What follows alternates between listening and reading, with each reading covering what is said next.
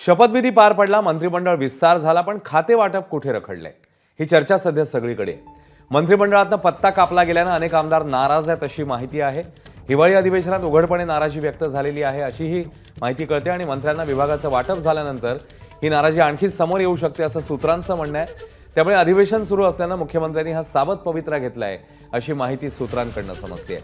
21 किंवा 22 डिसेंबरला मुख्यमंत्री राजभवनला पत्र पाठवतील असं सूत्रांचं म्हणणं आहे आणि अधिवेशन संपल्यावर नाराजांना मग प्रतिक्रियेचा वेळच मिळणार नाही अशीही सूत्रांची माहिती कळते. 23 डिसेंबरला म्हणजे सोमवारी संभाव्य विभागाचा हे मंत्री चार्ज घेतील अशी ही माहिती सूत्रांकडून समजते. त्यामुळे सावध पावलं टाकण्याच्या दृष्टीनेच हा निर्णय घेण्यात आल्याचं सध्या तरी कळते. सूत्रांची तशी माहिती आहे. दरम्यान सगळ्या आमदारांची नाराजी दूर झाली असून 2.5 वर्षांचा फॉर्म्युला मान्य असल्याचं भरत गोगावले म्हणतात. अनेक लोकांना उत्सुकता आहे, महाराष्ट्राच्या जनतेला प्रतीक्षा आहे की कोण आपला मंत्री, म्हणजे कोणत्या खात्याचा मंत्री. काय वाटतं, का नेमका उशीर होतोय? काय नाही, आज किंवा उद्या ह्या 2 दिवसामध्ये हे होऊन जाईल.